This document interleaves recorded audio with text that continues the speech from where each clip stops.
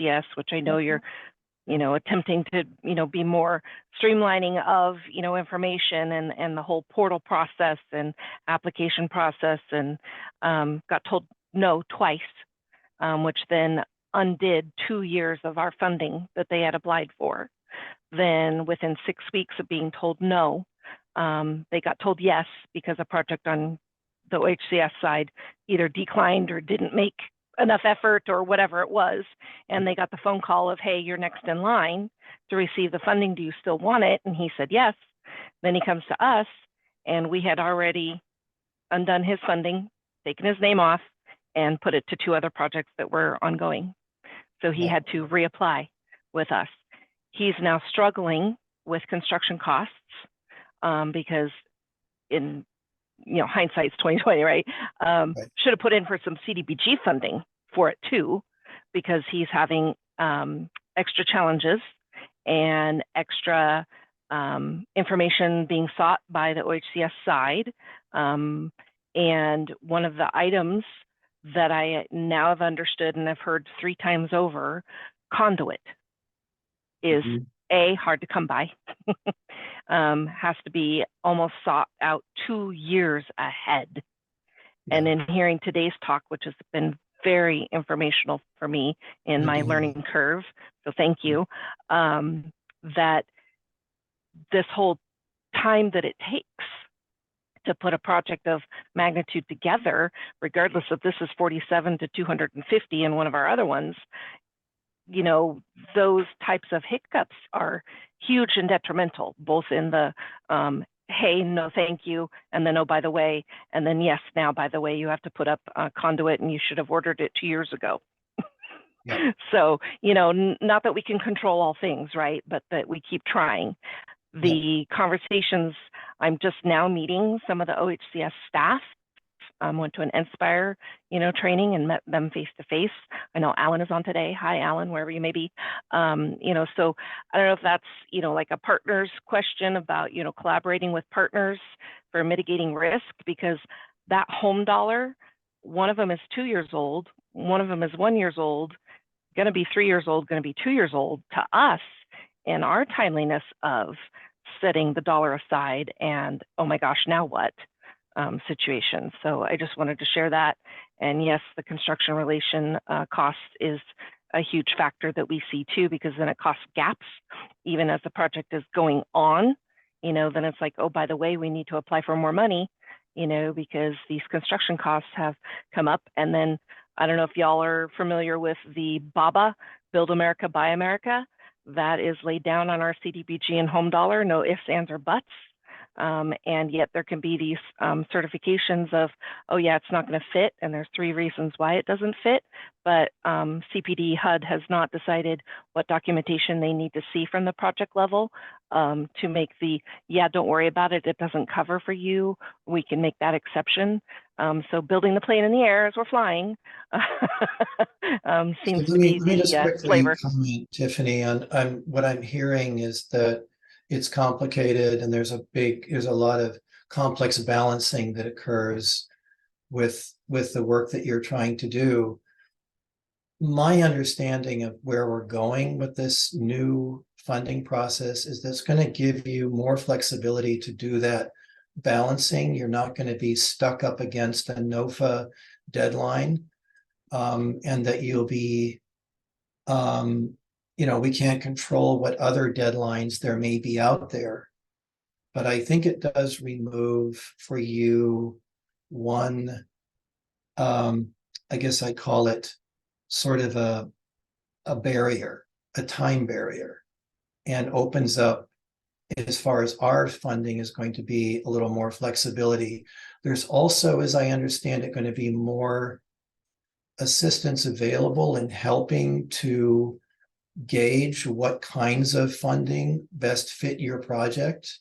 And so I think there's going to be more touch points in that whole lead up to coming in for our funding that is hopefully going to help you coordinate all of those variables that you're trying to balance. Yeah, I would just add to that, we're working through sorting out technical assistance for developers at various stages during the process. We're restructuring the way that folks sort of come in the pipeline into phases, where at different spots they get to progress forward toward getting closer to that 6 months readiness benchmark. So the way that we're doing things is going to fundamentally change and also be way more supportive. So to ideally reduce those surprises, ideally reduce the construction cost gaps.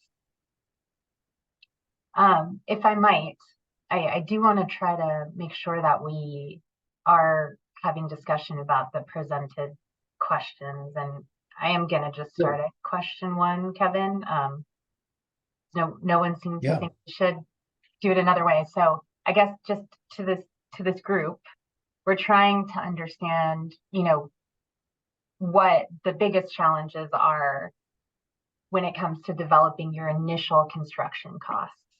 And I think in some cases that's before, folks do that well before they come in for applications. Sometimes that seems to be, pretty preliminary at application. So I guess I just want to understand from you all, what makes it difficult to get to good costs in the beginning?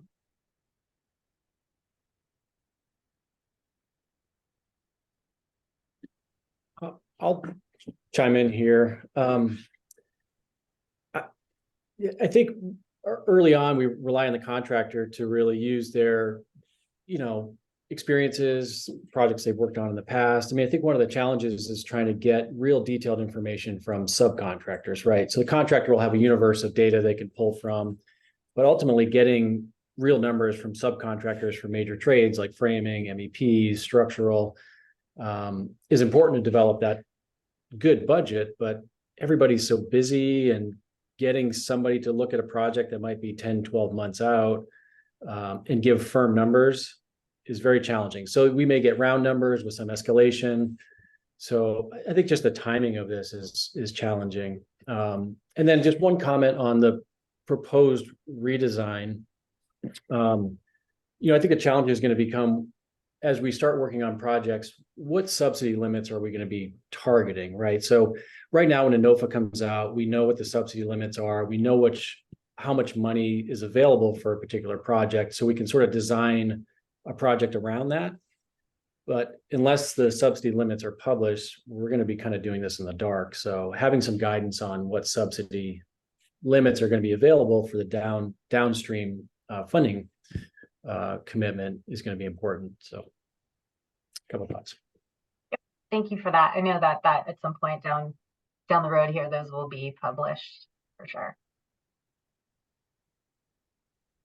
So, sticking with question 1 for a moment, is there anything about the way that we are currently, anything about the proposed way that we're going to be looking at cost? I mean, specifically the 6 months that we've thrown out there, anything that concerns you specifically with regard to that time frame? Does it help? Does it create more consternation around cost?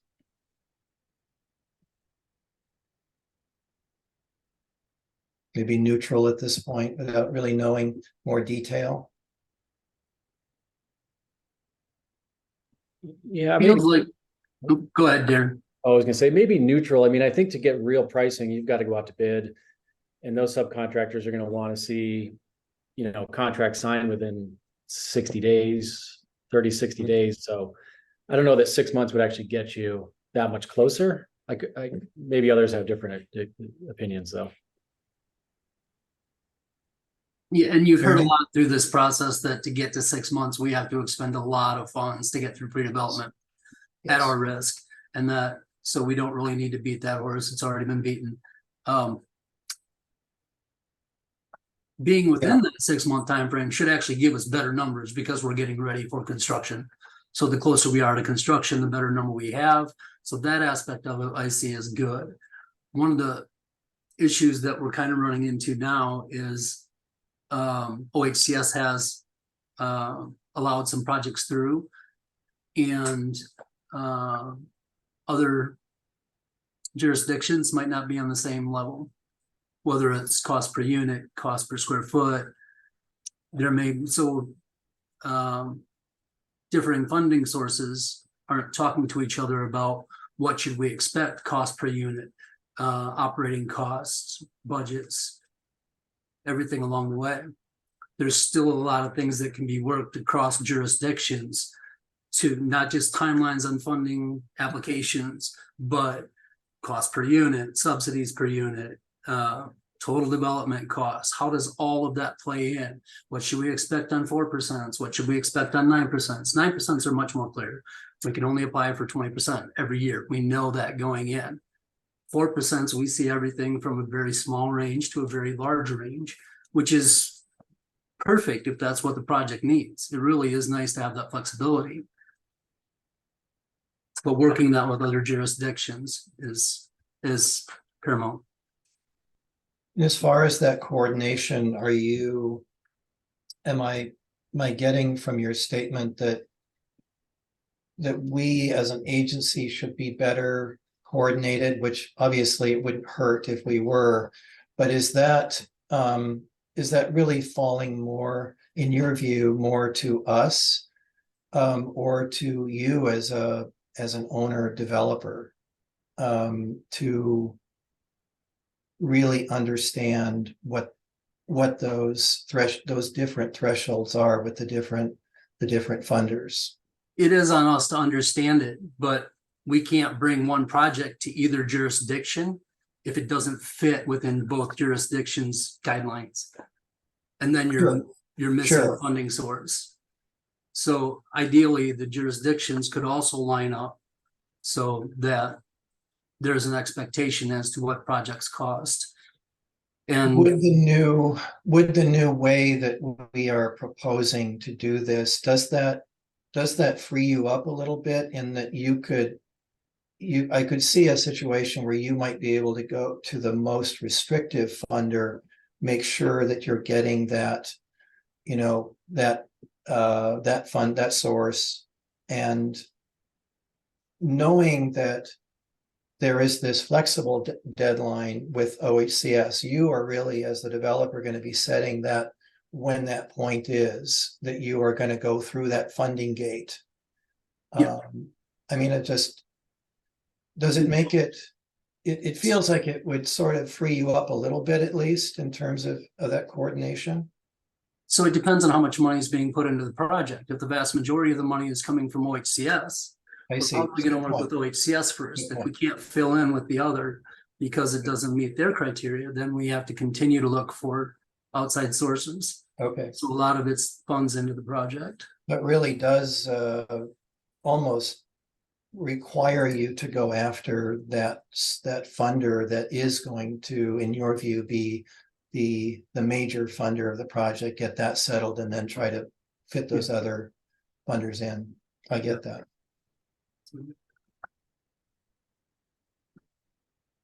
Any other comments on this first question?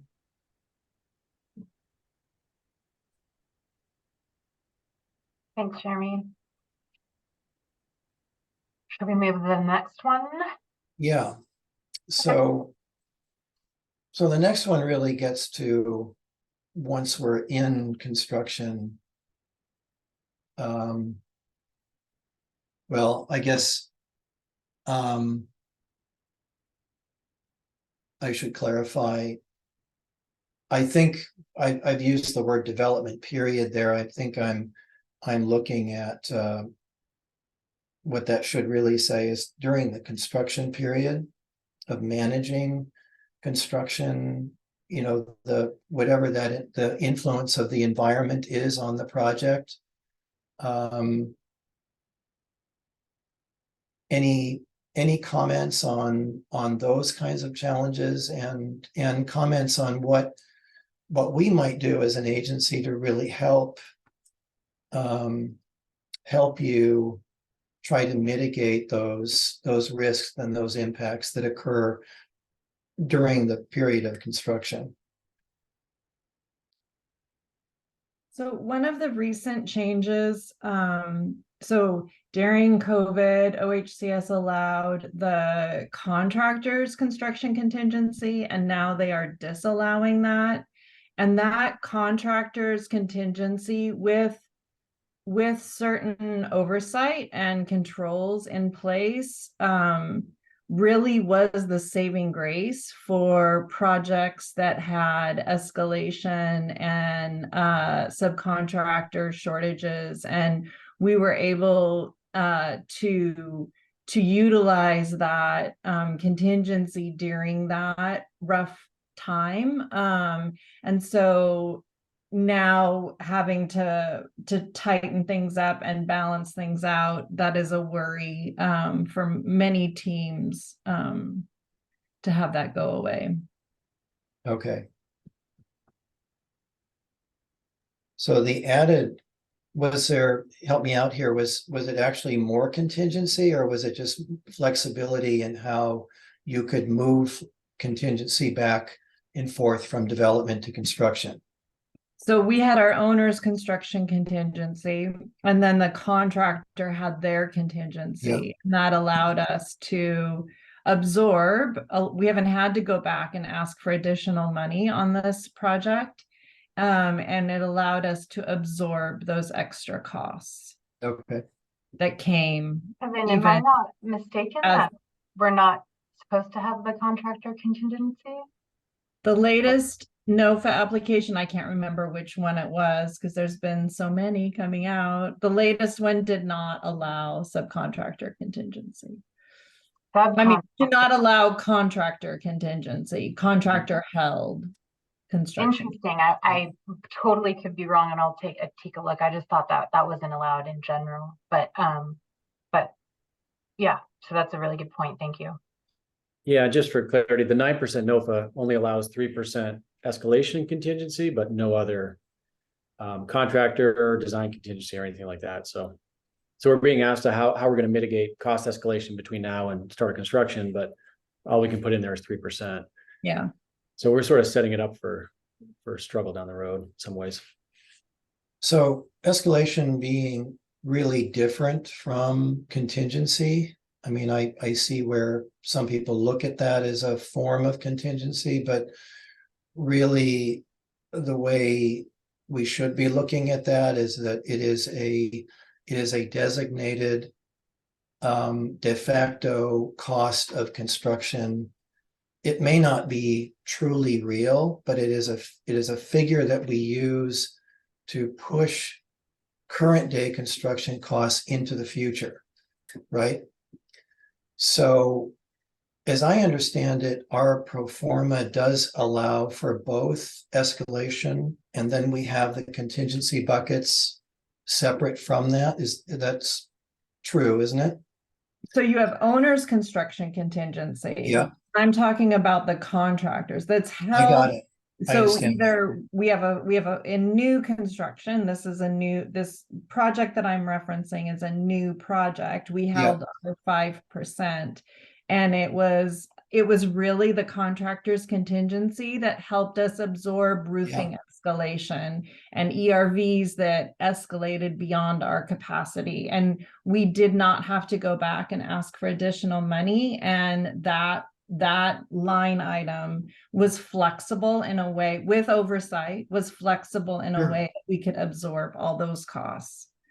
Yeah, and that was useful in getting back to Darren's point, useful in offsetting the fact that we restricted the amount of escalation. And in fact, true escalation was beyond what we had what we allow in the NOFA, and this contingency that you're talking about did help to offset that, among probably other costs as well. Mm-hmm. So yeah. And I think just quickly, one of the other challenges is we don't know what we don't know, right? I mean, because what happened 2 years ago was different than what happened a year ago, and what happens tomorrow is going to be different than that. So I think we're all just trying to plan for unforeseen conditions, but we have no idea what really what's going to happen in Sure. 12 months. We can Sure. try to make educated guesses based on our professional partners, but it's so hard to predict what everything's going to look like in 10 or 12 months. Sure. So I want to get through the next questions, but I'm curious just quickly. It's always great to have more contingency. I mean, the more the merrier.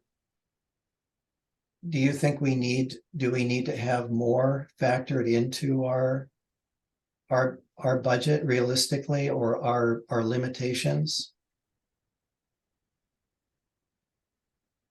Well, I mean, think, obviously, like, I the- think part the of whole it is this- contingency. Let me just clarify. So contingency really is about setting in place money to handle